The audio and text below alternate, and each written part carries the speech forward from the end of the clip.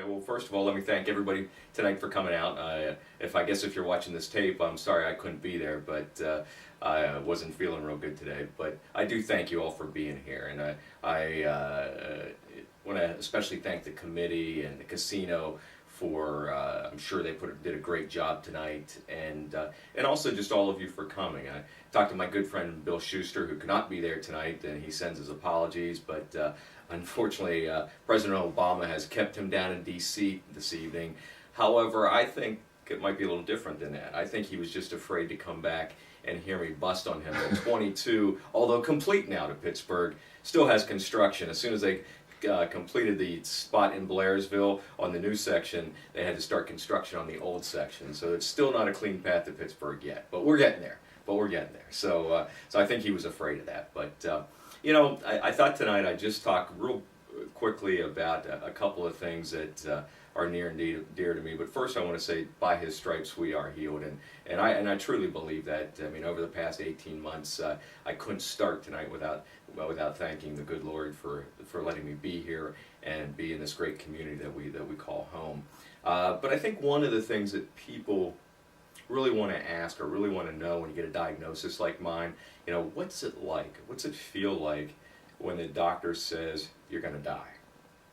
You know, pretty hard thing to consider, but I really do believe, and a pretty hard question to ask as somebody that's going through this, but I really do believe people want to know that. And as I said last year, I really think that I was blessed with a lot of peace, but that doesn't mean my human emotions didn't go up and down like a roller coaster.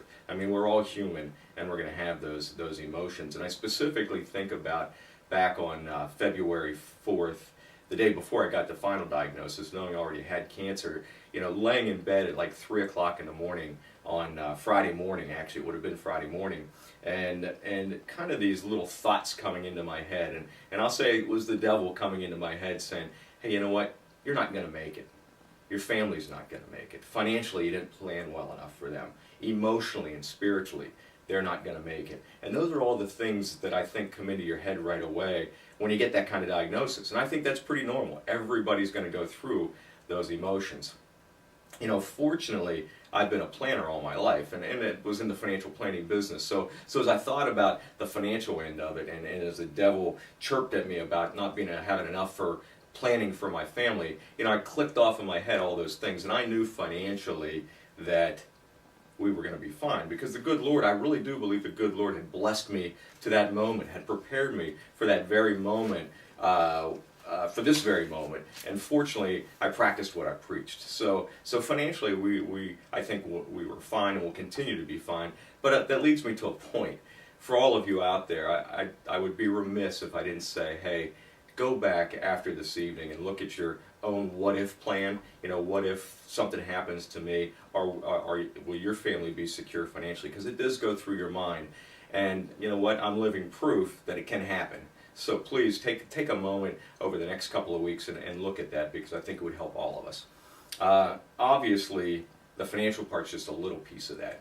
As I was laying there in bed and you know, being tortured by these thoughts that were going through my head on that morning, you know, I had to think also that the chirping in my mind was, you know, did you really prepare your wife and your family and your kids emotionally and spiritually for a moment like this? And you know, fear really came into play. And as I think about fear and the word fear, I use fear as an acronym all the time in what I teach at work. And for me, fear is nothing more than a false expectation about reality. And when you think about that, that was, for our family and for our community, that was a false expectation about reality. Because here we are 18 months later, and I'm very proud to say we've all been very strong through this. Our faith has been strong, our emotions have been strong, our spirit has been strong, and I'm so proud of the way Cathy, Jordan, and Jamie, and my family have handled all of this, and quite honestly, very happy and proud of the way the community has handled this diagnosis too. When somebody within our family, within our village, gets a diagnosis, you know, what does the community do? And this community has responded well and held us along the way many times. As I laid there that night and I reflect back, as I laid there that night and reflect back, I think there was three questions that really went through my mind after kind of that fear factor went out of the way. And those three questions were, what am I, or excuse me, who am I, what am I, and what am I going to do? You know, three tough questions, and when you think about that, the first question, who am I? And I think that's a really hard question when you sit down and think about that, but it's a question we all need to ask ourselves, and especially in times of adversity, we need to ask ourselves that question. I decided right there and then that I was not going to be a cancer victim, that it's okay to be a cancer patient, but I was not going to be a cancer victim. I would not curl up in the fetal position. I thought, I'm going to attack this thing emotionally and spiritually. And when I talk about cancer, when I went home and talked about cancer with my boys, with Cathy and the family, that there were not going to be any white elephants in the room. That we were going to talk about this diagnosis openly and honestly.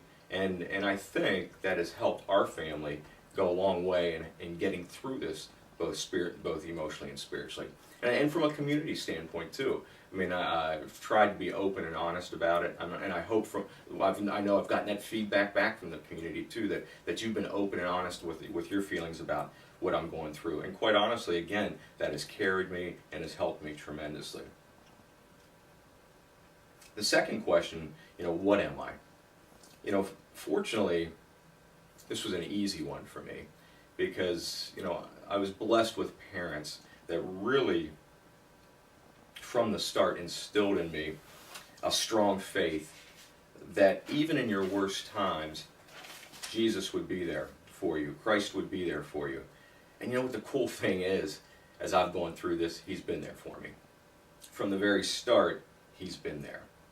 And He's continued to be there through this entire journey. I was also blessed with a wife who has strong faith.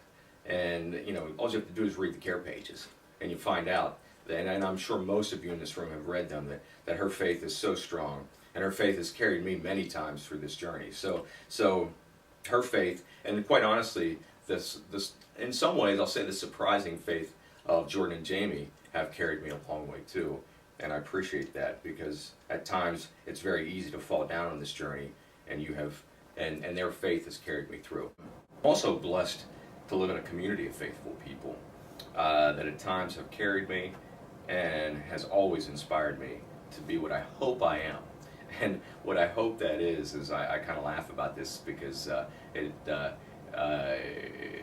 drives Darlene Capriva crazy, is I always say I'm a carcass for God. And one day she showed up at the house and she brought a clay pot with her. And she said, Greg, you're not a carcass for God, you're a clay pot for God. And she liked that image a lot better. But I hope I hope I've been there to show His love and bring people closer to Him. And it leads me to one of my favorite prayers, which is, create in me a clean heart, one that would rather serve than be served. Make me a beacon of your love so that I can bring more souls. The third question was, what can I do? And as those early fears faded away and I truly started to follow the advice of Father Gardner, take one day at a time, I gained a whole new perspective on life.